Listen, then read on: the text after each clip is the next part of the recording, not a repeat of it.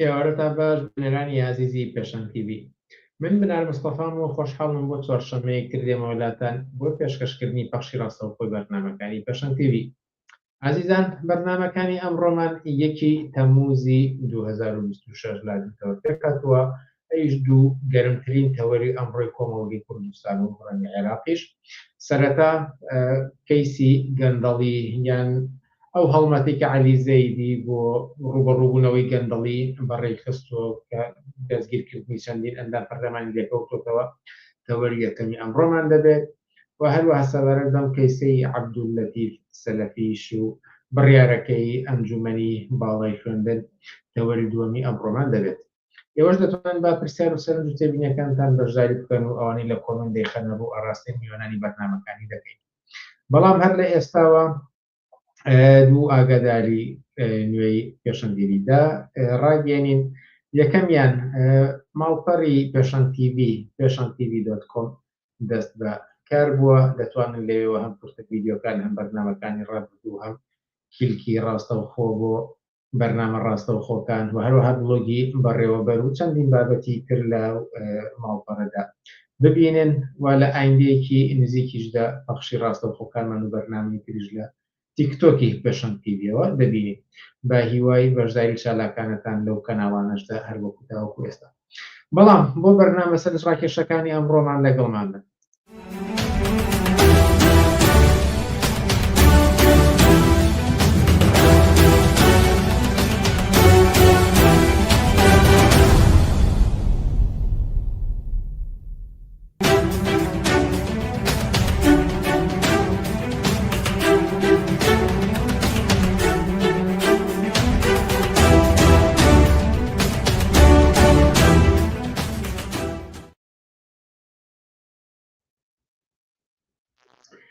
بەڵێ عزیزان هەروەک ڕامانگەیان کە یەکەم تەوەری ئەمڕۆمان تایبەتە بە قسە و باسێک لەسەر ئەو هەڵمەتەی دژ بە گەندەڵی لەلایەن سەرۆکوەزیرانی عێراق عەلی زەیدیەوە ڕاگەاندراوە. ئەم بابەتەش تاوتوێ دەکەین لەگەڵ عەمار شەریف ئەندامی مەکتەبی سیاسی حیزبی کۆمونیستی کرێکاری عێراق. عەمار شەریف ئێوارەت باش و سوپاس کە لەگەڵمانیت.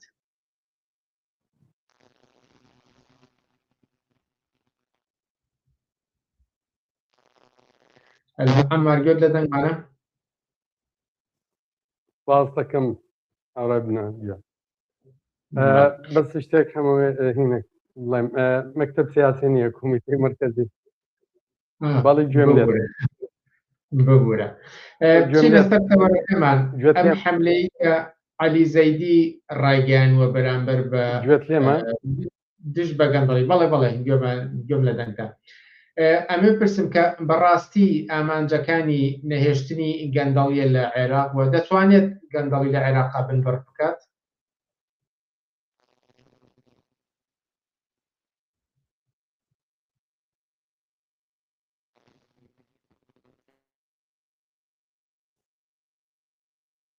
ئەم حەملەی دەستی پێکردووە لە دوای گرتنی وەکیل وەزارەتی نەوتە کە ماوەیە لەمە و پێش ئەم حەملەیە ئەو گیرا بوو بە تومەتی گەندەڵی، بەڵام اعترافاتێکی زۆری هینە دەرخست. لەسەر ئەساسی ئەو اعترافاتە دەتوانی حکومەت ئەو حەملەیە بەڕێوخا هەر بەو مەبەستاوەیان گرتووە، چونکە دانن ئەوە معلوماتی زۆر زۆرە و حەڵقەیەکی مهمە لە فەسادا. بۆیە ئەوانە ئەو حەملەیە کراوە. زۆربەی ئەوانە اعترافاتی عەدنان الجومەیلی وەکیل وەزارەتی نەوتە. لە دوای ئەوە ئیتر وەکیلی دووهەم عەلی معارج گێڕاوە لەم حەملەیە لەگەڵ دەیان کەسی تر لە حەملەی شەوی شەممە بەسەر یەکشەم کە لە منطقەی خەزرا و لە زەیونە و لە قادسیە و لە چەندین گەڕەکی بەغا لە کەف و ڕسافە گێڕاون لەگەڵ هەندێک شاری تر. وەکو هەدەفی حکومەت لەم حەملەیە حتا تەنانەت خەڵکە ئەوە باسیەکە کە ئەمە مەبەستی بنبڕکردنی گەندەڵی و فەساد لە عێراق نییە، بەڵام ئەوێ داپۆشی خودی ئەو سیستمە یعنی فەسادی ئەو سیستمە چونکە سیستمی سیاسی لە عێراق هەر لەوەی دامەزراوە لە 2003 هەتا ئێستا فەساد ڕکنێکی ئەساسی و بەشێکی گەورەیە لە سیستمی ئەم نظامە سیاسیە. محاسسە خۆی معنای ئەوەیە دەسەڵاتی سیاسی بەش بکرێ بینی هەموو ئەحزابەکان کە لە بەرلەمانە هەن هەر یەکێ بە پێ سەهمی خۆی و هێزی خۆی بەشێک لە مەوارد و داهات و سەروەت و سامانی ئەم وڵاتە بشکەنەوە بینی خۆیان ئەوە نییە بە معنای ئەوەی حکومەتیان وەزارەت بچێ کار بکا و خزمەت بکا بۆ خەڵکو و کاریە معنای ئەوەیە کە شەڕەکەن لەسەر وەزارەت شەڕەکەن لەسەر مواردی و میزانیە ئەو وەزارەت لە موازنەی ساڵانەی عێراقە بۆیە شەڕەکەیان هەموو جارێ کە انتخابات دێ و حکومەت پێک پێ و تشکیلی حکومەت لە ئارادابێ لەسەرەوەی ئەم وەزارەتەمەوێ نە ئەم وەزارەتەمەوێ ئیتر بەشی یەکەن بشوەیە کە تەوافقی بێ چونکە وەزارەت تا وەزارەتی کە ئیمکانات و مەواردی و سەهمی لە موازنە فەرقی هەیە بۆیە خەڵکیش ئەڵێ ئەمە نەچووەتە سەر سەرە گەورەکانی گەندەڵی لە عێراقا کە زۆربیان ئەوانە قیادەی زعامەتی عملیە سیاسی لە عێراقەکەن لە خلالی 23 ساڵ بۆیە چوونە ئەوانەی کە چۆن بڵێم کەسی دووهەم و سیهەم و ئەمانەوەیە کە وەکو ئەکباشی فدا پێڵێنیان ئەوان دایان ناوەندەمێکە ئەگەر لە حاڵەتێکەوەی بیکەن بە قوربانی بەڵام خودی سیستمی فەساد و سەرە گەورەکانی فەساد هەرماوە و لە جێخۆیە مێنێ بە داوای لێبوردنەوە لا بینەرانی ئازیز دیارە سۆشیال میدیا و لە تەنانەت لە ئەعلام و ئەوانە و باسیەوە کاکە ئەمە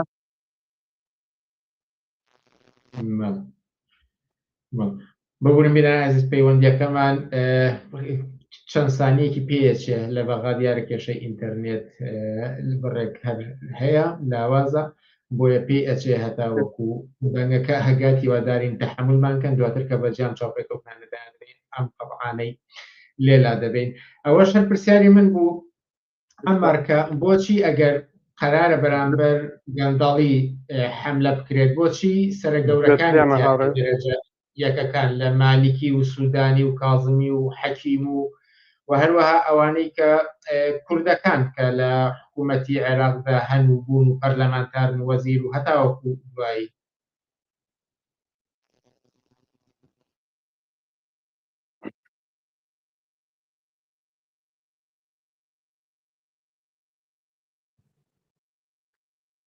بەهۆیەوەی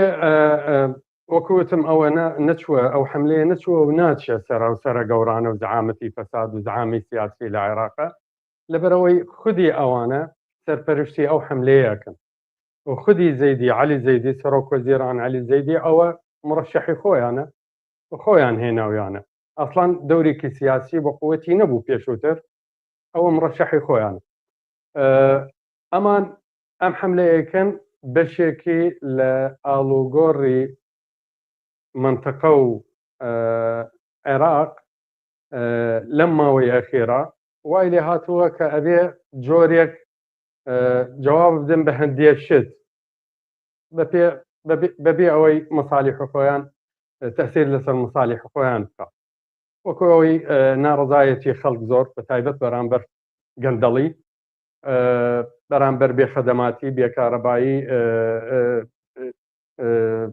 نائەمنی هەموو ئەمانە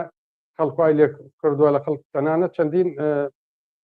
اعتراض و مانگرتن و اعتصام و ئەمانە لە ماوەی ئەخێر یعنی لە هەموو عێراقا هەبوو بۆی ئەوانە یانوێ جوابۆ بدەنەوە بشوێت کە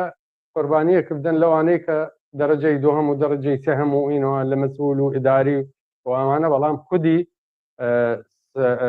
سەرە ئەسڵیەکانی پرۆسەی سیاسی خۆیان ناگاتە خۆیان چونکە ئەوان خۆیان سەرپەرشتی ئەو حەملەیەکەن خۆیان دەستیان پێ کردووە بەشێکی لەوە کە اتفاقات لەگەڵ ئەمریکا کە ئەیانوێت سەقامگیریەک نوعێک لە سەقامگیری بە وەزعی عێراق بدەن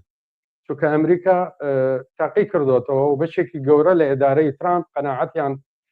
گەیشتۆنە قەناعەت کە ئەسلوبی و ڕێگەی توندی و هینە بەرامبەر بشێ وەکو حکومەتی عێراق و تەرەفە سیاسیەکان و میلیشیاکان و ئەوانە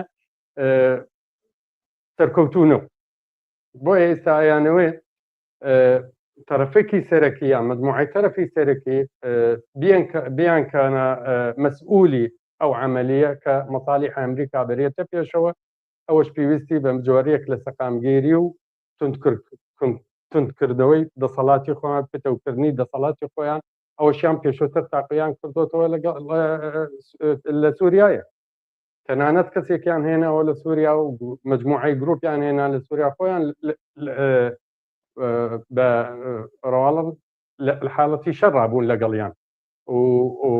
بەناو ئەرهابین لە ناویان ناون و بەڵام هاتن تەرتیباتێکیان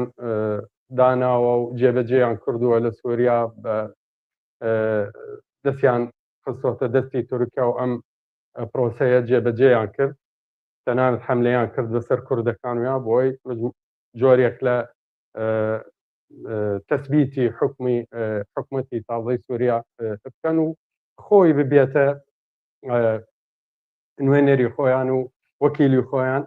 لە سووریا و لە منطقەیە ئێستا ئەیانەوەی ئەمەش لە عێراق بکەن چونکە ئەسلوبی پێشووتر فەشەلی هێنا پێم وایە مەسەلەی تەسلیمی شەک لەلایەن هەندێک گروپی چەکدار لە عێراق کە سەر بە ئەتاری شیعی و سەر بە ئێران سەر هێنا تەسلیمیان کردو بەشێک لەو پرۆسەیە یعنی ئەم چەکە تەسلیم بکەن بەڵام بەرامبەر ئەو جۆرێک لە دەمجکردن لە ناو عملی سیاسی لە عێراقا و پتەوکردنی دەسەڵاتیان ئەو تەنانەت جۆرێکە بتوانن ئەطرافی تر کۆنتڕۆڵ بکەنەوە لە ناو عملیە سیاسی شەریکی خۆیان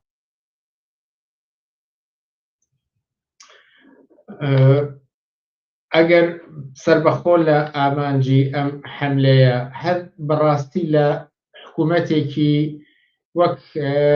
لە عێراقدا بوونی هەیە کە لەسەر بنەمای قەومی و تایفی و مەسەبی ئەوانە پێکێنرایە لە تانەی جۆرە دەسەڵاتێکی وەهایە هەیە کۆتایی بە گەندەڵی بهێنێت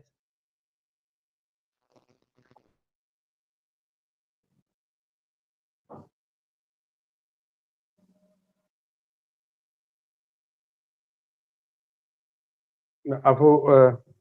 هەوڕێ بنە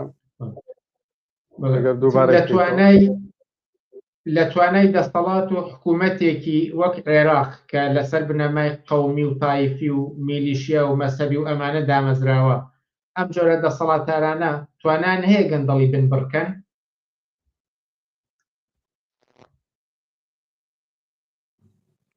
خۆیان ماهی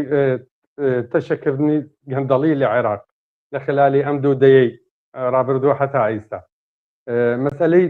بەڕای من مەسەلەی توانان نییە ینی وەکووتم ئەم حەملەیە بەشێک لە پرۆسەیەک کە بیانوێ جۆرێک لە یەکەم قبولی ئەمریکا پەیدا بکەن بە تەسلیمی چەک بە جۆرێک لە حەملەیە لەسەر مجموعەی کەس بە تایبەت ئەوانە بەشێک لەوانەی گیراون عقوباتیان لەسەرە لەلایەن ئەمریکا لەلایەن احتیاطی فدرالی و لەلایەن خزانەی وزارەی خزانەی ئەمریکی و هینە پێم وایە ئەمە پرۆسەیەکە لەگەڵ ئەمریکا بۆیە ئەیبینین ئەمریکا پاڵپشتی ئەو حەملەی کردووە سەرۆک کتلێ سەرەکیەکانی عملیەی سیاسی لە عێراق تەییدی ئەم حەملەیان کردووە تەنانەت سەرۆکی ئەحزابی شیعی تەییدی ئەم حەملەیان کردووە تقریباً زۆربەیان تەییدیان کردووە یان فعلەن خۆیان سەرپەرشتیەوەکەن یان ئەوانەی تر ئەیانوێ جۆرێک کە بڵێن ئێمە قبولمانە و ئەیانوێ خۆیان دوورکەن لە خەتەریاتی هەر مسائلەیەکی قانونی مەسەلەکە ئەگەر خۆیان ئەرادەی ئەوەیان هەیە طبعا ئەتوانن چونکە خۆیان سبەبی فەسادن بەڵام ئەوان خۆیان لەسەر ئەساسی فەساد و خودی سیستمە سیاسیەکە دامزراوە لەسەرەوەی هەریەکە و بەشێک لە سەروەت و سامانی عێراق لە گیرفانی خۆی بێ و خەڵک لێ مەحروم بکات. لەم بینەدا سوالی بینەرێکە دەڵێ زۆر کەس پێی وایە کە ئەمریکا فشاری هێناوە بۆ عێراقکە کۆتایی بە فەسادی و گەندەڵی بهێنێت. ئایا ئەمریکا لە دڵسۆزی خەڵکی عێراقەوەیە ئەگەر کارێکی وا بکات؟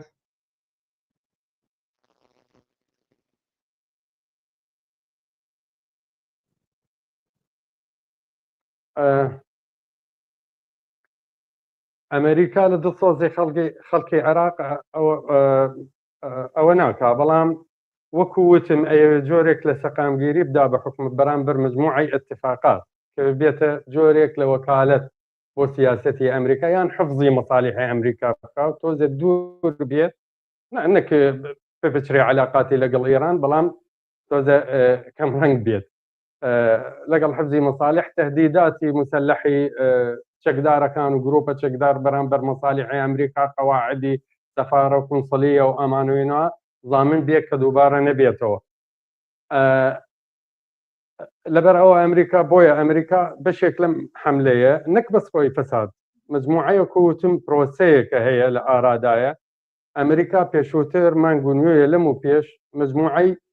شروطی داناوە لەسەر عێراق و فشاری هێناوە بۆ سەر حکومەتی عێراق. یەکەم وەکو ئەزانین ئێمە لە 2003 هەتا ئێستا هەموو عائدات و وارداتی نەوتی عێراق کە ئەفرۆشرێ بۆ دەرەوە نایەتە حسابی هینە عێراق مثلەن لە بانقە دەوڵەتیەکان یان لە ناو عێراق یەکەم ئەچێتە خزانەی ئەمریکی و بە پێ چەک هەموو جار هەموو مانگێ بە پێ چەک بە ئەمزای سەرۆک ئەمریکا سەرفەکرێەوە حکومەتی عێراقی احتیاجاتی هەموو ساڵێ لە 22 مانگی 5 لە 22 ئایار چونکە یەکەم جار لە 2003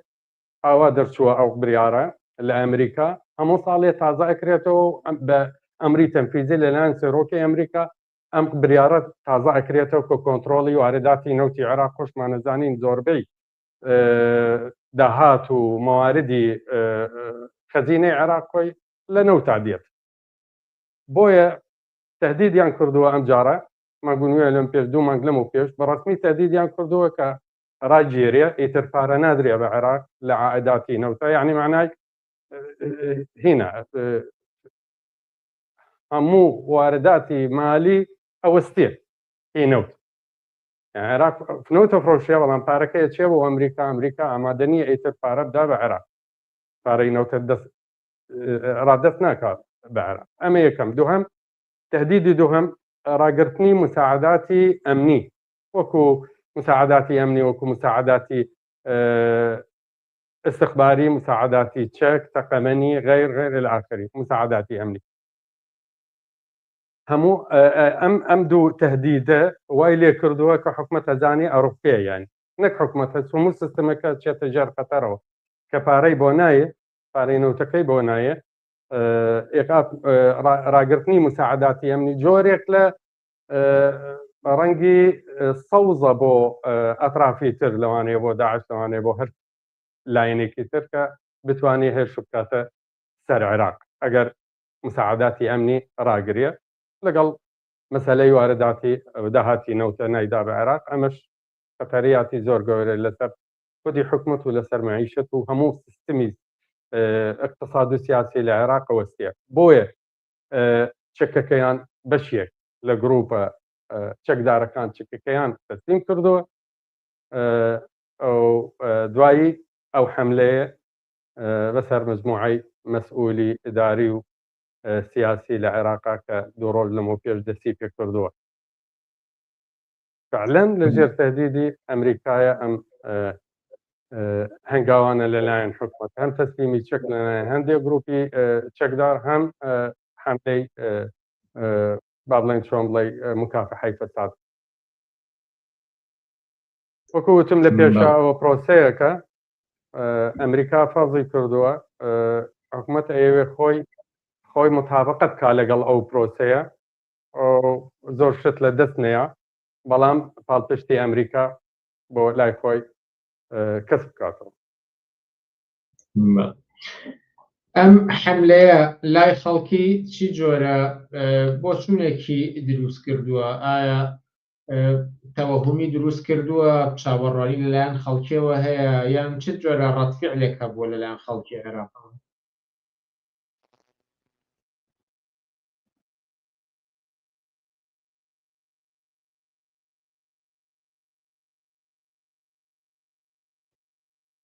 بەڕاستی ئەم جارە هەر کە لە یەکەم 2-3 سەعات هەر یەکشەممە بەرەبەیان کە دەستی پێکردووە خەڵک تەفاعلی خەڵک زۆربەی خەڵک نەمان بینی زۆربەی خەڵک طبعاً هەموو خەڵک تەئیدی کردووە هەر جۆرێ با بڵێن هەر جۆرێ حەملەیەک بەرامبەر کەسی فعلم فاسد خۆی مایە دڵخۆشی لەلای خەڵکە بەڵام لە هەمان کاتە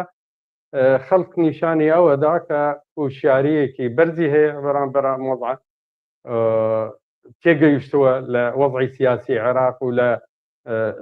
هێزە سیاسیەکان کە حکمی عێراقەکەن ئەمە وتووە ئەمە کەسانێکی گەورەنی لە پرۆسەی لە عملیەی فەسادا لە عێراق ئەمانە مجرد تەضحیە ئەدەن بە هەندێک کەس بەڵام ئەگەر نچێتە سەرە گەورەکانی فەساد ئەم حملەیە هیچ معنای نییە و ناتوانێت کۆتایی بە فەساد و بە گەندەڵی بێنێ. ئەمە ڕای زۆربەی خەڵک تەنانەت ئەوانەی کە تاییدی حملەیان کردو هەموو خەڵک تاییدی کردووە بەڵام ئەڵێ ئەمە بەس نییە ئەبێ حکوومەتیان پیشانی ئەوە بدا کە ئەم حملەیە جددیە و ڕازگۆیە لەو حملەیە کە بچێتە سەرە گەورەکان یان ئەمە معنای تەبریرکردن بۆ فەسادی خودی سەرە گەورەکانی فەساد لە عێراق. ئاخر پرسیارم ئەوەیە کە خەباتی ڕاستەقینە بۆ کۆتایی هێنان بە گەندەڵی بۆ ڕوبەڕووبوونەوە بە گەندەڵی بە بۆچوونی ئێوە چییە و چۆنە؟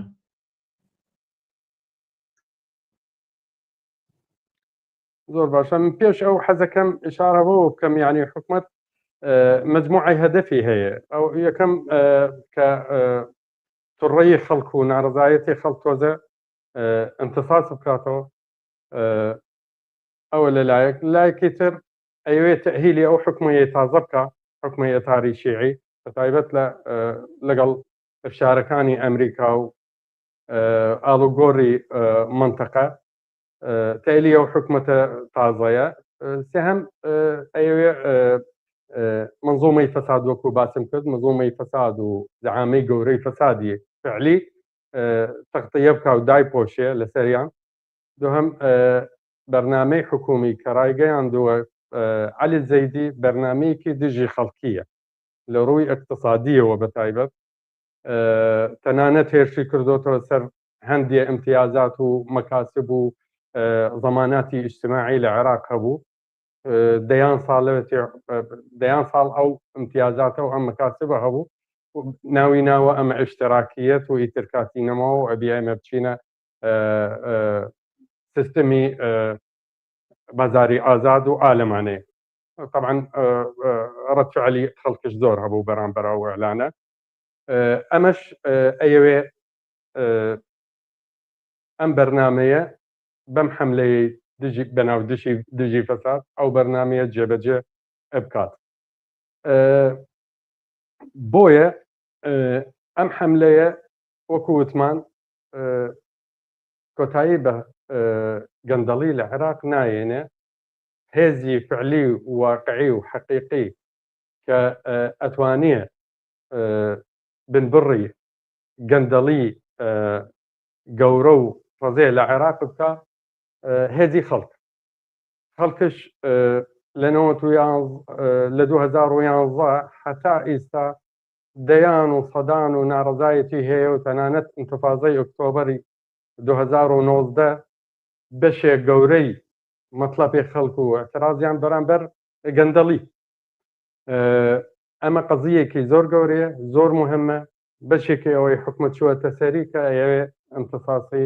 ناڕزایەتی خەڵک بکە، بۆیە ئەو خەڵکە ئەبێ ئەستفادە بکە لەم حەملەیە کە ئەستفادەی لێ بکە کە فشار بێنێ بەردەوام بێت ئەو فشار بێنێ بۆ سەر حکومت و بۆ پەرلەمان و بۆ هەموو هێزە سیاسیەکان کە ئەبێت پیشانی ئەوە بن کە ئەگەر خۆیان ڕازگۆن و ئەیانەوێ کەسبی خەڵک بکەن و بەرامبەر توڕەی خەڵک نەوەستنەوە ئەبێ جێبەجێ بکەن حتا ئەخیر کە سەرەکانی فەساد و ئەو منزومە کاملەیە لە فەساد کە ڕەبتە بە سیستمی خودی سیستمی سیاسی ئەبێ بنبڕ بکرێت. ئەمەش ڕەبتە بە ناڕزایەتی خەڵک. هەر ئەمڕۆ ئەم ئیوارەیە داوەتێکی زۆر گەورە هەبوو کە خەڵکۆ بێتەوە لە ساحەی کەهرەمانە لە وەغا لە ناوڕاستی وەغا بۆ ئەتەرازکردن بەرامبەر گەندەڵی و داواکردن ڕێک داواکە ئەوەیە کە ئەم حملەیە بێتە حملەیەکی حەقیقی و ڕاستی و بچێتە سەر سەرە گەورەکانی فەساد و بنبڕی کە لە ئەساسەوە.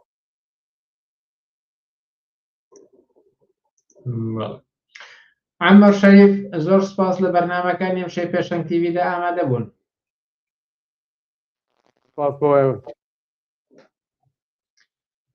عزیزان، سپاس کە تەحەملتان کرد. هەندێ قەطعی تیا بوو هەتاوەکو ئەوەی کە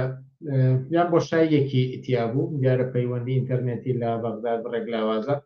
سپاس بۆ عەمەر شەریف کە هەرچەنە زمانی کوردی زمانی دایکی نییە، بەڵام لە بەغداوە توانیمان چاوپێکەوتنێکی سەرکەوتووە کۆمەڵێک پۆنتی سەرنجڕاکێش لە بەیوەند ئەم بابەتەوە ببیستین. دواتر کام چاوپێکەوتنانە بە جیاواز دادەنین لە تۆڕە کۆمەڵاتیەکانی پێشەنگدا حتمەن ئەو بۆشاییانەی لێلا دەبینەوە. بەداخیشەوە پێ ئەچێت لە فەیسبوکدا پەخش ڕاستەوخۆکەمان ڕاگیرابێت، بەڵام لە ڕێی یوتوبەوە بەردەوامە و لە پێگەی فەیسبوکەوە لینکەکەی یوتوب دانراو دەتوانن لەوێەوە ڕاستەوخۆ هەشتاد بینەری بەرنامەکان و ئەگەر چانە بوو بێتەوە پەخشی ڕاستەوخۆکەی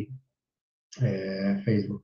بەڵام وچانێکی چەند چرکەی و پاشان سەبارەت بە کەیسەکەی عەبدوڵڵاتی بەردەوامان دەبێت و لەگەڵمان بێنەوە.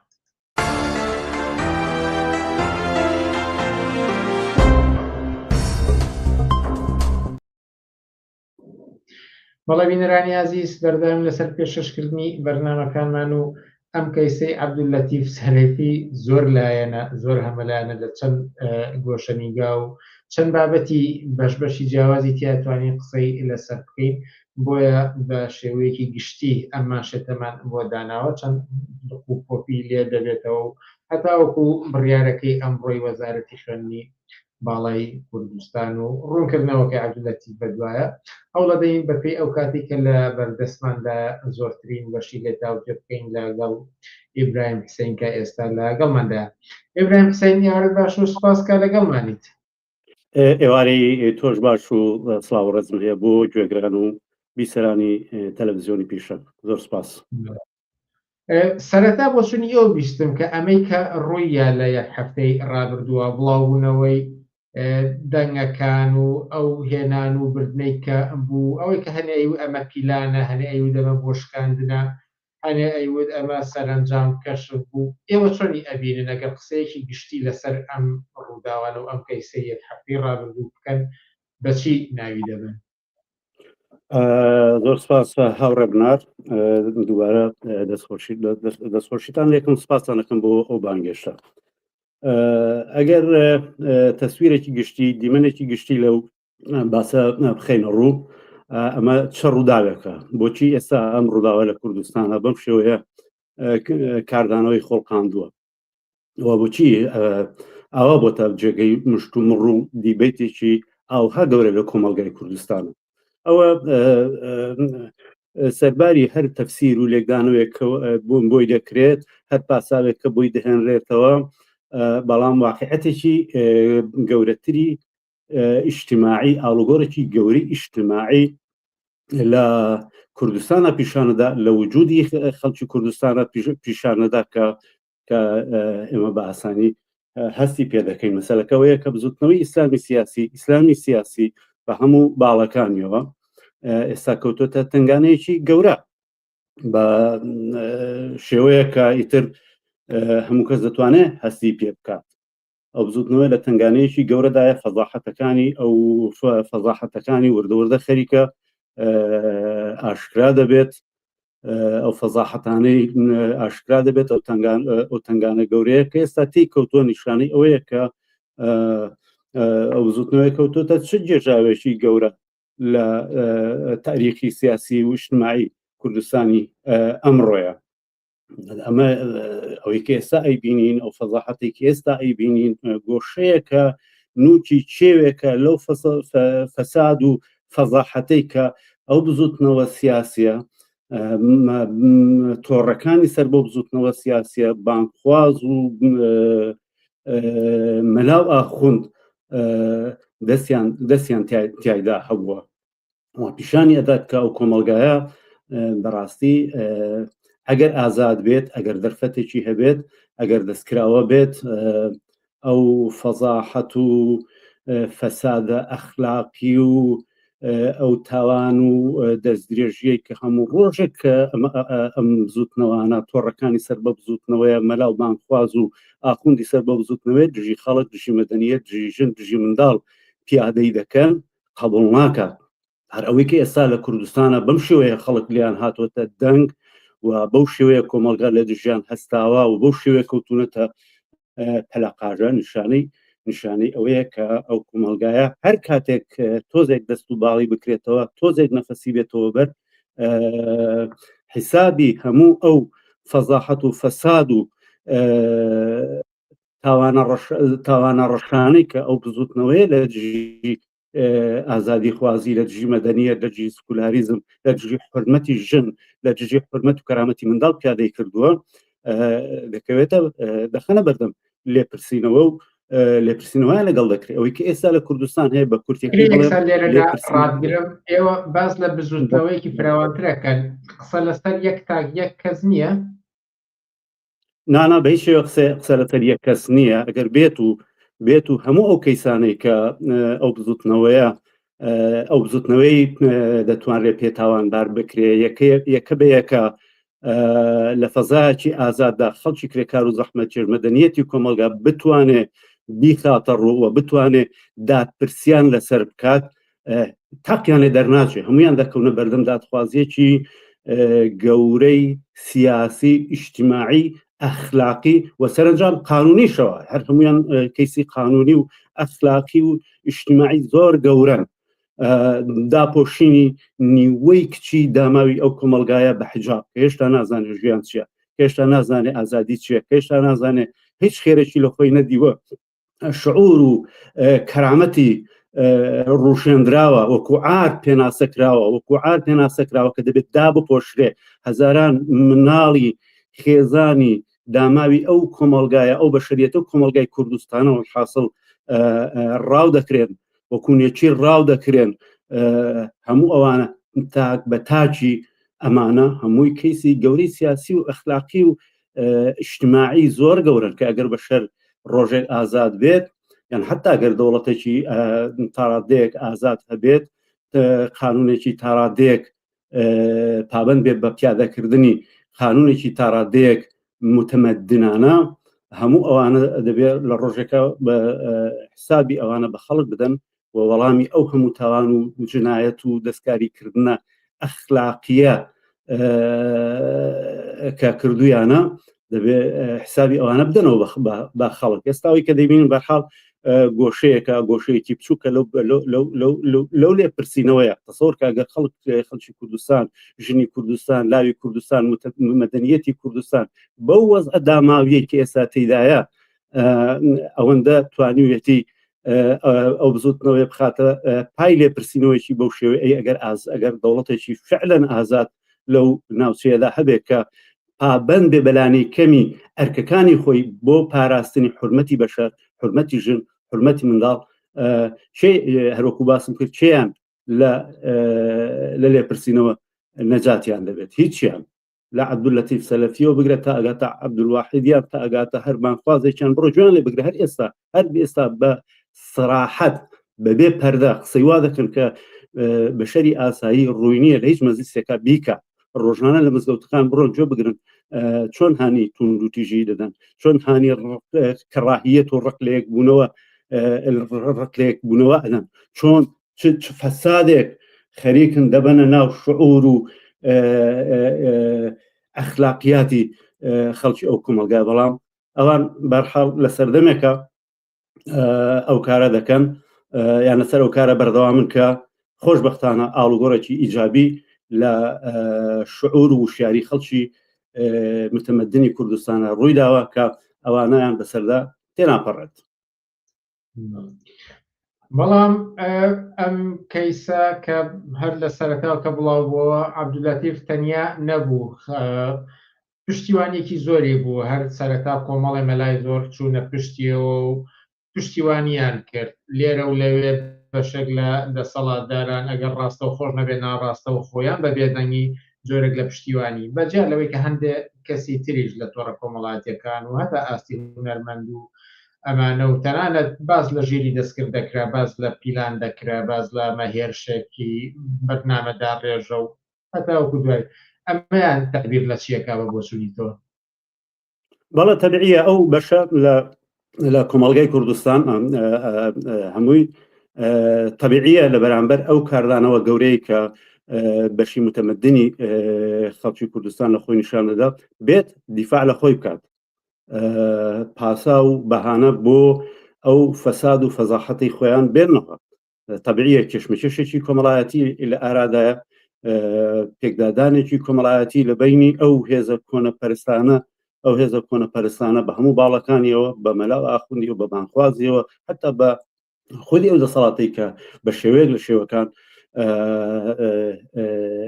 نانی ئەو کۆنەپەرستیە دەخوات بەرگری لە خۆیان بکەن. بەشێکە لە کاردانەوەی ئەوان بەرامبەر بەو هاتنە مەیدان و ئەو هەڵا گەورەی کە کۆمەڵگای متمەدنی کوردستانی ئەمڕۆ لە بەرامبەر ئەو کۆنەپەرستیە بێ پەردە و هەوساک پچراوە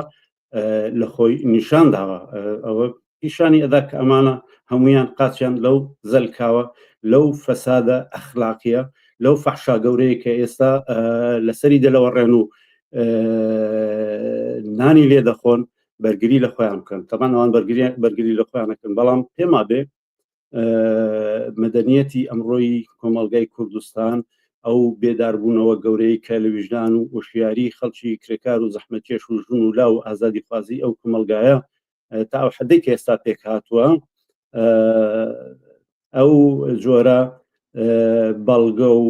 پاسا و بەهانانە لەگەڵ خودی تاوان و فەساد و فەزاحەت و شتەکانی ئەوان کۆ دەکاتەوە. مەجالی پێ نادە جارێکی تر ئەم کەیسە بەم شێوەیە بتوانن پەردەپۆشکەن و تێی پەڕێنن. ئەمە تێناپەڕێت، چونکە ئەمە بەشێکە لە کێشمەکێشێکی گەورەی ئیجتیماعی، ئەخلاقی، سیاسی، معنەوی بۆ ڕزگاربوون لە دێوەزمەی ئەمانە، لە بەڵای ئەمانە بەڕاستی زدی بەشەرن، زدی ئازادین، زدی ئەخلاقیاتی متمەدنانەی بەشەری ئەمڕۆن، زدی هەموو شتانن. تاریخی واقعیش نیشانی داوە لە هەر شوێنێکە بۆ ئاستەی کە دەسەڵات و دەستیان ڕۆشت بێ لە هیچ جۆرە تاوانێک و لە هیچ جۆرە فەسادێک دەستیان نەپاراستەوە. ئەوەشی ئەوەی کە ئێستا کە سەران خەڵکی کوردستان تا ئێستاش تەحمولی کردوون، یان حتا بەشێکی زۆر لە کۆمەلگاکانی شەر ڕۆژهەڵات ناوەڕاست تەحمولی کردوون، خۆ لەبەرەوە نەبووە کە خەڵکی کرێکار و زەحمەتکێش وای ویستووە ئاوای بەدڵ بووە، نا لەبەر ئەوە بووە کە هەلومەرجێکی سیاسی هەبووە، هاوسەنگی هێزێکی سیاسی و فکری و ئەخلاقی و معنەوی وا هەبووە، خەڵک ئەوەندە داماو کراوە کە ناچار بوون بۆ ماوەیەک لەگەڵی هەڵکەن، چونکە بەشەری واقعی وایە، کۆمەلگا وایە کاتێک کە دەسەڵات و ئیمکاناتی ئەوەی نەبێت کە بە تەواوەتی ئەو شتێک کە لە دڵیدایەتی پێی خۆشە ئارەزوویەتی دەری ببڕێ و پیادەی بکە و بەیانی بکات، ناچارە لەگەڵ هەر کۆنەپەرستێک تا ئەو بۆ ماوەیەکی دیاریکراو هەڵ بکات. بەڵام هەر کاتێک هەلومە زۆڕە هەر کاتێک لەباری سیاسیەوە فرسەت پەیدا بوو لەباری ئیجتماعیەوە فرسەت پەیدا بوو تۆڵی خۆی لە تۆڵی خۆی ئەکاتەوە و ئەم پرۆسەیەکی ئێستا ئێمە لە کوردستانە ئەیبینین بە شێوەیەک لە شێوەکان پێمان دەڵێ کە ئەو کۆمەلگایە لەو بە شێوەیەکی دیاریکراو بەو ئاستە لە هاوسەنجی هێز کە ئێستا لە ئارادایە خەریکە تۆڵە ئەکاتەوە تۆڵە لەو حقارەت و فەزاحەت و کۆنەپەرستی دەکاتەوە کە ئەمانە بەسەر ژیان و چارەنووس و معنەویاتی ئەو خەڵکەدا فەرزیان کردووە. پێم خۆشە لەم بەینەدا سەبارەت بە ڕۆڵی دەسەڵاتدارانی کوردستان بپرسم چۆنی هەڵدەستەنگێنن بە چونەکەیە کە ئەم ڕیسوایە هاوکاتە لەگەڵ ڕیسوایی دەسەڵاتداران ئێوە چۆنین دەبینن؟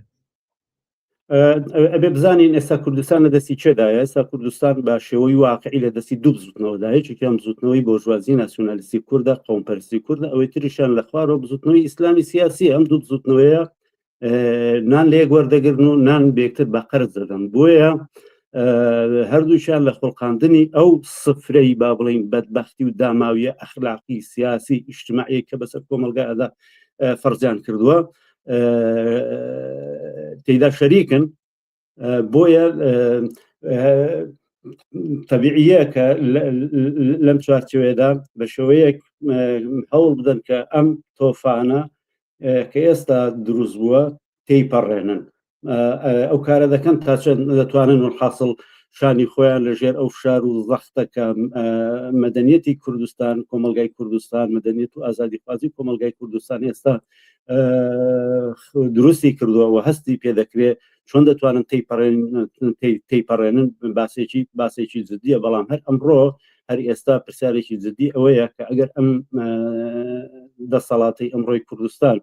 ئەگەر گرێوی لەسەر تاخیر گرێو لەسەر ئەوە بکات لەسەر چوونە پشتی ئەو کۆنەپەرستی ئیسلامی سیاسی بە شێوەیەکی دیاریکرا و گرێوی لەسەر ئەوە کردوێ دەوێ بڵین کە گرێوی لەسەر ئەسپی دۆڕا کردووە چونکە ئەم بزوتنەوەیە نەکرد لە کوردستانە لە ئاسی ناوچەیدا بێقسە بووە بێوەڵام بووە ئەگەر مەسەلەی هەندێک مەسایلی ئەخلاقی کۆنەپەرستانیان لێوەربگریتەوە بۆ نمونە ئەگەر باسی ئەوەی کە خەڵک چۆن دەبێت تارەت بگرێت فلان شوێنی بەشی لەشی ژن چۆن دەبێت ببڕێت ئەگەر ببڕێت چ کاریگەریەکی هەبێت لەسەر ژیانی لەسەر زەوق و شعور و ئەوانەی کۆمەڵک شتی ئەوە لەو بزوتنەوە کۆنەپەرستە بستێنیتەوە خۆ قسەیەکی تریان نییە بیکەن بۆ کۆمەڵگا خۆ شتێکی تریان نییە شان و باڵی پێوەبانن وەرە ئەم قسە قۆڕانە ئەم دواکەوتویە ئەم قسانەی کە بەڕاستی بە شەری ئاسایی لە مەجلیسی ئاسایی خەڵکە بە ئاسانی ناتوانێت بیکە ئەمانیان لێ بسێنەوە ناتوانن چیتریان هەیە بیڵێن بۆیە ئەگەر قەرار بێ ئەمانە کۆمەلگا لێیان ڕزگار بکرێت بەرحاڵ کەی زۆرە مەسەلە زۆرە ئەرک و کاری گەورە لە دەستوردایە کە لە چوارچێوەی هەلومەرجی ئێستا چەندی ممکنە باسێکی ترە بەڵام ئەوەی کە گرنگە خەڵکی کرێکار و زەحمەتکێش ئازادی خوازی و مەدەنیەتی کۆمەلگای کوردستان دەبێ ئەو پرۆسەیە قوڵ کاتەوە دەبێ ئەم وشیاریە بەرهەمی ئەو وشیاریە قوڵ کاتەوە و خەڵک وشیار بێ لەوەی کە چۆن ڕەفتار لەگەڵ ئەو بزوتنەوە کۆنەپەرستە ئاکات لەگەڵ مەلا و بانخواز و ئاخوندی کۆنەپەرست دەکات وەڵحاصڵ ئەو بنکە و شوێنانێک ئەمانەی تیا کۆ ئەبنەوە هەر ئێستا خەڵکی کرێکار و زەحمەت کێش دایک و باوک هەر کەسێک وەڵحاصڵ ئەشێتی کە مناڵی کەسوکاری لەوە ئاگادار بکاتەوە کە تا ئەوەندەی کە ئیمکانی هەیە تێکەڵ بمانە نەبن چونکە ئەوانە بەڕاستی مەترسین بۆ سەلامەتی ڕۆحی خەڵک بۆ سەلامەتی مناڵەکانیان خەتەرن بۆیە تا دەکرێت دەبێ ئەو شوێنانەی کە ئەم بزوتنەوانە ئەم باندانە ئەم مەلا و بانخوازانەی تێدا هەڵسوڕاون هەر کەسێک بە دەوری خۆی ئەبێ ئەو شیاریە دروست بکات کە ئەوەندەی دەکرێت ئەمانە لێیان دوور بکەونەوە مناڵەکانتان پارێزن، خۆتان پارێزن، کچەکانتان بپارێزن لەمانە و هەر شوێنێک لە هەر شوێنێک ئەمانەتان بینی دەبێت بزانن کە ئەمە مایەی مەترسین، مایەی بڵاوبوونەوەی شتی خراپن، مایەی بڵاوبوونەوە و دروستبوونی کەڕاهیەت و ڕقبوونەوە لە ژیان و ڕقبوونەوە لە یەکتر و ئەم شتانن. بۆیە لە هەر شوێنێک ئەمانەتان بینی ئەمانە کۆمەڵێک بەشەری ئاسایی نین، ئەمانە بزوتنەوە سەر بە بزوتنەوەیەکی زۆر بڕندەن کە هەر واقعیش سەیری بکەینەوەتانە ژیانی خەڵکی وڵاتانی ڕۆژهەڵاتی ناوەڕاستیان بە چه سەرنجامێک گەیاندووە کە ڕزگاربوون لە هەر یەکێکیان لە هەر یەک لە وڵاتانە قوربانی زۆر گەورەی دەوێت، خوێنی زۆری دەوێت، خەباتی زۆری دەوێت، زەحمەتی زۆری دەوێت، تێکۆشانی زۆری دەوێت، ڕاوەستاوێکی زۆری دەوێت. بۆیە ئێستا کە هەلومەرج گەیشتە ئەو شوێنەی کە دەسوباڵی ئەو بزوتنەوەیە، ئەو دەستگا کۆنە پەرستە ببەسترێت، دەبێ هەموو ئەو دەرفەتانی کە لە بەردەستدان بۆ ئەوەی کە ئەو بزوتنەوەیە بخرێتە کەنارەوە، بخرێتە قەفەزەوە، توانای ئەوەی نەبێت کە شعور و ئەخلاقیاتی ئینسانی بەشەر دەستکاری بکات، بیکەین و ئەنجامی بدەین. هەر کارێک دەکەوێتە سەرشانمان لەو پەیوەندەدا ئەنجامی بدەین لە بڵاوکردنەوەی وشیاری، لە قوڵکردنەوەی تێگەشتنمان لە دەوری تێکدەرانی ئەوانە، لە تێکدانی کۆمەڵگاکان، لە ناومێدکردن و داماوکردنی گەنجان، ژنانێکی داماو.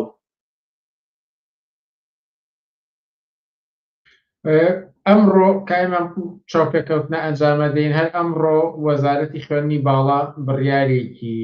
دا کە ئەویش دوورخستنەوەی عەبدولەتیفە لە زانکۆکان لە وانگوتنەوە بۆ هەتایەش. ئێوە ئەم بڕیارەی وەزارەتی خوێندنی باڵا چۆن هەڵدەسەنگێن و لەگەڵ ئەو بۆچونە فراوانی کە ڕوبەڕووی بۆ ئەو بڕیارەی خوێندنی وەزارەتی خوێندنی باڵا ئەوانە لە ئاکامی ئەو شارە گەورەیەوە هاتووە کە من باسم کرد، ئەو شارەی کە باحاڵ ئێستا بە ئاشکرا هەمومان هەستی پێ دەکەین کە ئەو خەڵکەی تر تحملی ئەوە ناکە ئەو جۆرە قسانە ببیستێ، تحملی ئەوە ناکە لە کۆمەڵگاکەیدا لە گەڕەکەکەیدا لە شارەکەیدا خەڵکانێک هەبن ئەوە بە ئاسانی بتوانن ئەو شتە پڕوپوچانە بڵاو بکەنەوە، مزگەوتیان لە بەردەستدا بێ، تۆڕی مزگەوتەکانیان لە بەردەستدا بێ، لە زانکۆکانە دەرس و دەرس بە حساب دەرس بڵێنەوە، سیفەتی دکتۆر و فلان و فیساریان پێ بدرێ. ئەمانە گەشتۆتە جێگایە کە خەڵک بەڕاستی بە حەقیش وایە تحملی ئەمەی نەماوە و بەڕاستی لەگەڵ هیچ چونکە ئەمەی کە ئەمانە ئەیکەن ئەم کار و کردەوە و فەزاحەت و فەسادەی کە ئەمانە نانی لەسەرخۆن و بڵاوی دەکەنەوە، ئەو لە هەموو حدێک لە هەموو هینێک تێپەڕیوە، لە هەموو معایرێکی واقعی بەشەری ئەفسەردەمی تێپەڕاندووە، هیچ شتێک نەماوەتەوە. چونکە ئەم بزوتنەوەیە، ئەم جۆرە بزوتنەوەیە، ئەم جۆرە ئیدئۆلۆژیە، ئەم جۆرە بزوتنەوە سیاسیە هیچ خەتێکی سووری نییە. بۆیە فەرمانی وەزارەتی خوێندنی باڵا بۆ ڕاگررتنی عەبدولەتیف لانی کەمی کارێکە دەکە دەوێت بکرێت، بەڵام ئەو هەموو مزگەوتانەی کە تیایدا ئەم مەلاو بانخواز و ئەوانە ئەو قسانە ئەکەن، ئەو هەموو بنکە و دەستگایانەی کە ئەمانە هەیانە و تیایدا مەسەلەن کاری تێکدانی ئەخلاقیاتی ئینسانی، وشیاری ئینسانی دەبەنە ڕێوە، لە ڕێگایەوە ژنی داماو ڕاو دەکەن، باشە گەنجانێکی داماو کە ئێستا لە کوردستانە ژمارەیان کەم نییە ڕاو دەکەن و ئەمانە حسابی ئەوانە شێ دەیکات. ئایا بەڕاستی ئەم دەسەڵاتە حازرە تا ئاخیر لەسەر ئەو لەسەر بەڕاکردنی هەوساری ئەو بزوتنەوەیە هەروە بەردەوام بێ، یان ئەگەر تاکەدا حەدێکی کەمیش بووە هەتاگەر بۆ نزیک بوونەوەی کەمێک زیاتر لە مەدەنیەتی کۆمەلگاش بووە، حازرە بچێ کۆنتترۆل خاتە سەر ئەو تۆڕانە لە مزگەوتەکانەوە تا هەموو ئەو تۆڕانێک کە بەناوی جۆرا جۆرەوە بزوتنەوە تێیدا هەڵسوڕان و ئەوانە مەسەلەن کارێکیان لەگەڵ بکات. بەهەرحاڵ ئەمە هەنگاوێکە بەڵام بەو هەلومەرجەی کە ئێستا هەیە وەکۆی باسم کرد مەسەلەن ئەم دوو بزوتنەوەی قەومپەرستی کوردایەتی و بزوتنەوەی ئیسلامی سیاسی نانی ئەم هەلومەرجە ئەخۆن نانی ئەم داماویە ئەخۆن کە ئێستا فەرزەوە من تقریبا 30 ساڵێک فەرزیان کردو نانی ئەوە ئەخۆن پێم وابێ ئەوەی کە ئێستا دەیکەن تا حەدێکی زۆر بۆ هەزمکردنی ئەو هەزمکردن و ڕاکێشانی ئەو فشارە گەورەیە کە ئێستا خۆشبەختانە مەدەنیەت لە کۆمەڵگای کوردستانە ئازادی خواسی لە کۆمەڵگای کوردستانە لە خۆی نیشانی داوە. ئەگەر بەڕاستی دەوڵەتێکی ئازاد هەبوایە لە کوردستان قانونێکی مەدەنی متەمەدینانە هەبوایە کە هەر حکومەتێک هەیە پابندی بکرد بە ئەرکی پاراستنی سەلامەتی ژیانی منداڵ پەروەردەی منداڵ سەلامەتی و حرمەتی ژن دەبوایە یەکەم کار زنجیرەیە کارە کە دەواوی خاتە دەستوریەوە ئەوەی کە هەموو کەس ناتوانێت هەر کەس ناتوانێت هەر جۆرێکی ویست بە هەر شوەیەک بیەوێت دەستدرێژی بکاتە سەر شعوری خەڵک کرامەتی خەڵک بە هەر کارێکە بیکات. هەر بە دوای ئەوەدا عەبدولەتیف خۆشی ڕوونکردنەوەیەکیدا ئەگەر من ناوەڕۆکی قسەکانی کورد کەمەوە دەڵێت کە ئەم بڕیارە لەژێر فشارە هاتووە و ئەمە پیلانە، ئەمە هیچ بەهایەکی نییە ئەم بڕیارە لای ئەو، ئەمە مەترسیە بۆ سەر کۆمەڵگا بۆ سەر ئیسلامیەکان هەتاوەکو دوایی و هەروەها ئەمە لە نەتیجەی ئەوە بووە کە ئەم بەرامبەر داعش و هێزە تیرۆریستەکان میان ڕەو بووە ئەوە لە بەرامبەریە تۆڵەی لێ دەکەنەوە. قسەی هەوە لەم بارەیەوە لەسەر ئەم ڕوونکردنەوەانە ئەوەی کە لەژێر فشار وایە من باسم کرد لەژێر فشاری خەڵکایە لەژێر فشاری ئازادی خوازی و مەدەنیەتی کۆمەڵگای کوردستانایە لەژێر فشاری چەپایە لەژێر فشاری ئەو دەنگە ئەو نەفەسە ئازادی خوازەدایە کە ئێستا لە کوردستان خۆشبەختانە بەڕادەیەکی کەمیش بوو بێ خەریکە دەردەکەوێەوە خەریکە دەڵێ من ئەم کۆنەپەرستیە قبوڵ ناکەم دەڵێ من ئەمەم ناوێ ئەمە لەژێر بەمعنایەک ئەم فشارێکی واقعیە فشارێکی اجتماعی گەورەیە بەڵام ئەوەی کە عەبدولەتیف ئەیباتە جێگایەکی تر کە گوایە فشارەکە لەسەر ئەوەیە کە ئەو زۆر میانە ڕەوە باجی میانە ڕەوبوونی خۆی ئەدات ئەمە قسێکی بەتاوەتی پوچە لەگەڵ منطقی خودی هەڵسوکەوت و کار و ئەو شتە نایەتەوە کە خودی عەبدولەتیف خۆی باوەڕی پێێتی ئەگەر بۆ منە سلێمانی دوو ڕۆژ هەولێر دوو ڕۆژ هەتا هەموو کوردستان دوو ڕۆژ تەسلیمی عەبدولەتیفکەین بەکوێ دەگەین بە ئەفغانستانی تاڵیبان ئەگەین ڕەنگە توونتریش یانی بەو پێ عەبدولەتیف کەمتر لە دژایەتیکردنی ئازادی لە دژایەتیکردنی ژن لە دژایەتیکردنی حورمەتی بەشەر کۆنەپەرستتر و کەمتر تونتر نییە لە داعش و لە زەرقاوی و لە خامەنەئی و لە خومەینی و لە هەموو ئەو شخصیەت و کاراکتەرانەی بزوتنەوەی ئیسلامی سیاسی کە دانە بەدانە بە شەریعەت تاقی کردوێتەوە لە هیچ یەکیان لەوان کەمتر توند نییە بۆیە ئەم باسی ئەو ڕەنگە بیپێچێتە ئەو بابەتەوە چونکە خەڵکە ئەو زانێت کە خەڵکی کوردستان تەجروبەیەکی لەبەردەستایە تەجروبەی داعشی لەبەردەستایە کە تایدا مەسەلەن جیهادی نیکاحیان بەڕێخست واتە اقتصابی جەماعی ژنیان بەڕێخست تایدا ژنی یەزیدیان کرد بە کەنیزەک هەموو کارانەیان کرد حاصل ئەوەی ئێستا عەبدولەتیف سەلەفی ئەیکا لە ژێرباڵی دەسەڵاتی کوردایەتی و کوردایەتی لە هەولێر و سلێمانیە حاصل خۆ وەرە نمونەکەی گەورەکەوە دەگەینە هەمان ئەو فەسادە ئەخلاقیەی کە خودی ئەو بزوتنەوەی بەڕەسمی تەبلیغی ئەکات بەڕەسمی کاری پێ ئەکات بەڕەسمی حتا هەندێک ئەوەندەش لەبەر وەزعی سیاسیەکە هاوسنگی هێزی سیاسیەکە مەجای پێداون هەتا بە ناوی ئەخلاق و بە خەڵکی ئەفرۆشنەوە ئەم ئەخلاقە کە سەراپای پڕە لە فەساد کە سەراپای پڕە لە بانگەشەکردن بۆ کەڕاهیەت بۆ بە کەمتر وەسفکردنی نیوەی ئەو کۆمەڵگایە کە ژن و پچی ئەو کۆمەڵگایە باشە ئەم زوتنەوەی ئاوهایە ئەمە ئەیدۆلۆژیەکەیەتی ئەمە کارێتی ئەمە بنیادەکەیەتی ئەمە لە سروشتیدایە بۆیە ئەوەی کە خۆی هەڵەواسێ بەوەی ئەوەی کە دەوێت چۆنەوەی پۆینت بگرێت پۆینت بگرێت خەڵکەزان ئەم زوتنەوەی لە کە داعشەوە حاصل چی کردووە چی نەکردووە بۆ داپۆشنی فەسادەکەی خۆی فەسادی بزوتنەوەکەی خۆی لە گۆشەیەکی ترە خەریکە کاری شەریکەکانی خۆی هاونەوەەکانی خۆی دەکاتە پاساو بەسەکە ئەو لە بەرامبەریان داوەساوە بۆ ئەوەی کارەکەی خۆی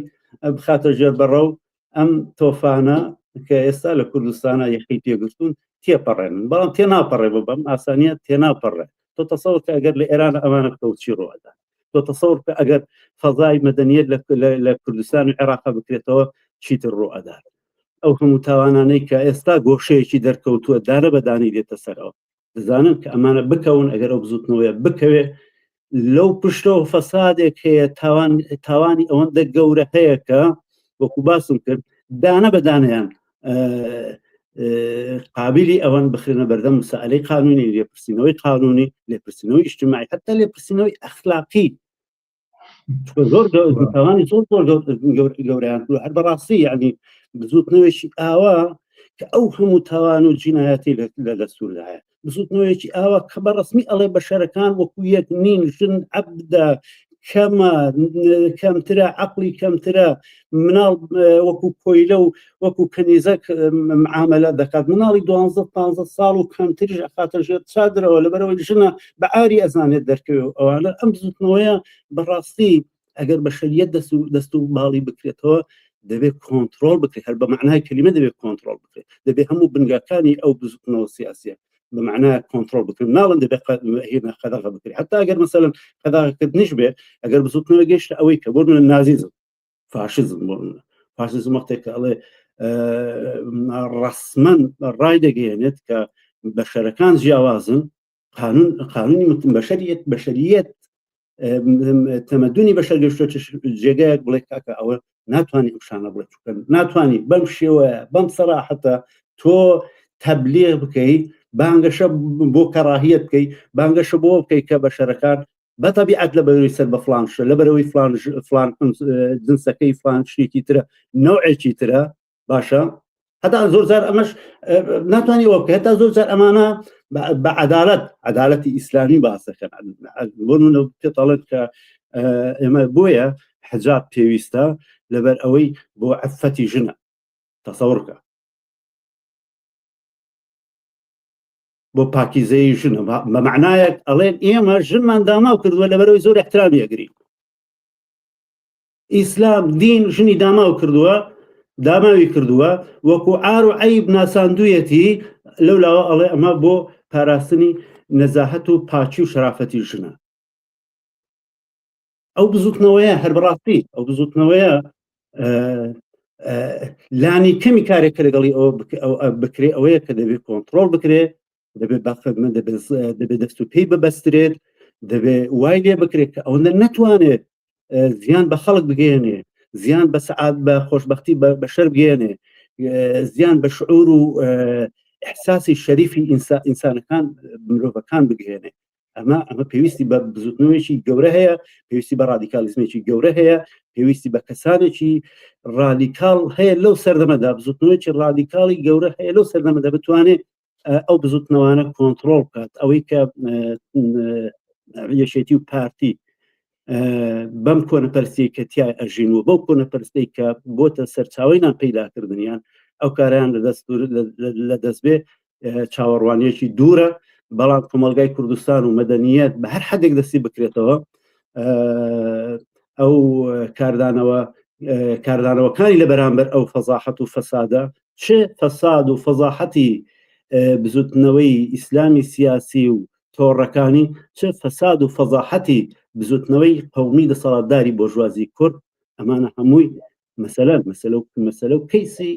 واقعی خەڵکی کوردستان هەر ئەو ماوەی ئاخیرە هەرچەندە ڕەنگە زۆر پەیوەندی بۆ باسەوە نەبێ، بەڵام سەرباری هەموو ئەو چەندەها با بڵێم زوتنەوەی قەومی و ناسیۆنالیستی و دینی سیاسی و ئەوانە شعوری دەسەڵاتیان بەدەست بۆ ئیمکاناتی خەڵکی کۆمەلگایان بەدەست بۆ بەکاریان هێناوە بۆ پەرەپێدانی هەرچی کۆنەپەرستیە لە یەک لەحظەیە خەڵکی کوردستان و کوردستان بەتایبەتی نیشانیاندا کە ئەوان فعلا زۆر لەوە ئینسانترن کە ئەمانە وێنان لە پەیوەند بە ڕووداوەکەی ڕۆقیە خەڵکیی متەمەدنمان بینی کە بای سەرکە پیازە قیمەتی بۆ ئەحساسی قەومیدانە ئینسانیەتەکەی خۆی بەرز کردەوە، ئاڵای ئینسانیەتەکەی خۆی بەرز کردەوە. ئەوەشی کە ئێستا لە خەڵک لە کوردستان بەم شێوەیە لە بەلە مەلا و بانخواز و ئەو فەساد و فەزاحەتە هاتوونەدان نیشانەی ئەوەیە کە دیسان خەڵکی کوردستان بەنەوعێک لە بەو ئاستێکی لە ئیمکاندایە خەریکە دەگەڕێتەوە بۆ ئینسانیەتەکەی خۆی، پەرچەمی ئینسانیەتەکەی خۆی لە بەرامبەر ئەو هەمەجیەتە ئەو فەسادە بەرزەکاتەوە. بەڵام جارێ هەر ئەوەندەی لە ئیمکاندا هەیە ئەگەرنا پێش ئەوەی کە وەزارەتی خوێندنی باڵا ئەو بڕیارە دەرکە خەڵکی بەشێرە زۆری خەڵکی کوردستان حکمی خۆی لەسەر ئەو بزوتنەوەی خۆڕانیان بوو خۆ بوون بە مەسخەرە خەڵک مثلەن بوون بە گاڵتە جاڕی سەرزاری خەڵک بە معنایەک بڵێم پێشتر لە دەرەوە لە ئاسی کۆمەلگایە ئەم حساب ڕاستیە یان ئەم داد ڕاستیە لە کۆمەلگایە لە بەرامبەر ئەو بزوتنەوەیە لە بەرامبەر ئەو فەسادە وەکوونونەیە ئەو فەسادی عەبدولەتیف سەلەفی و ئەوانە کاری خۆی کرده بوو. تازە لەژێر ئەو شارەیە وەزارەتی خوێندنی باڵا بڕیارەکەی دەرکرد، بەڵام پرسیارەکە ئەوەی ئایا خەڵکی کوردستان بۆنە لێگەڕێ ژنی کوردستان بۆنە لێگەڕێن نابێ بۆنە لێگەڕێن بڵێن ئەگەر ئەوە فعلا حتا مەسەلەن ئێستا پرسیارێکی واقعی کە هەر ئەندامێکی یەکێتی و پارتی کە هێشتا ئینسانیەتێک لە وجودیان داماوە شرافەتێک لە وجودیان دامە پێویستە پرسیار بکەن، پێویستە یەخەی سەرانی حیزبەکانیان بگرن بڵێن ئێوە تاکەی ئەم کۆمەلگایە لە بەرامبەر ژیان و چارەنووسی ئەو کۆمەلگایە لە بەرامبەر مەدەنیەتی ئەو کۆمەلگایە ئاوا بێ دەست و پل و بێدەست و پلت بە پێچەوانەوە لە جیاتی ئەوەی ئەمە بکەن بچنە پاڵ خەڵکو و مەسەلەن لانی کەمی ئەو ئەرکی کە لەسەر شانتانە جێبەجێ بکەن خەریکن دەچن مزگەوتیان بۆ دەکەنەوە، خەریکن دەچن پاسا و بەهانەکانیان بۆ ڕێک دەخەن.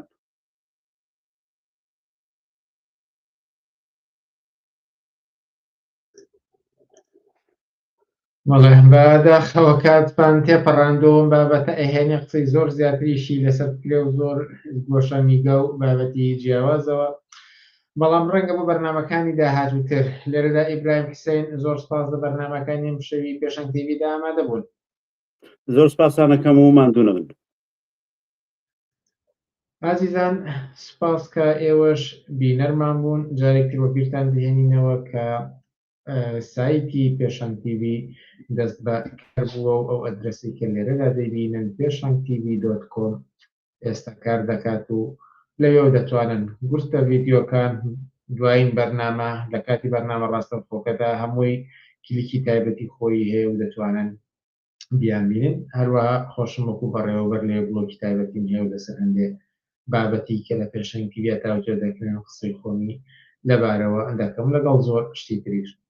با هیوام لە ئاینەیەکی نزیکا بتوانین لە ڕێی تیکتۆکیشەوە بەجیان لە بەرنامانەی کە لێرە پەخش دەکرێن لەوێشەوە پەخش بکرێن هاوکات بەرنامەی جیاوازیشمان هەبێت لە شێوەی سیمینار و گفتوگۆی کراوە بە بەشداری ڕاستەوخۆی ئێوەش بتوانن لە بری کۆمنت ئەمجارە ئێوەش بە دەنگی خۆتان بە وێنەی خۆتان و بەشداریمان لەگەڵا بکەن. ئەوە لە دەستورکارماندایە بە هیوای لە ئاینەیەکی نزیکدا پێی بگەین. لێرەدا دێینە کۆتایی بەرنامەکانی ئەم هەفتەیەمان تا هەفتەی ئایندا کاتێکی خۆش بۆ هەموو لایەک و هەشاد و سەرکەوتوو.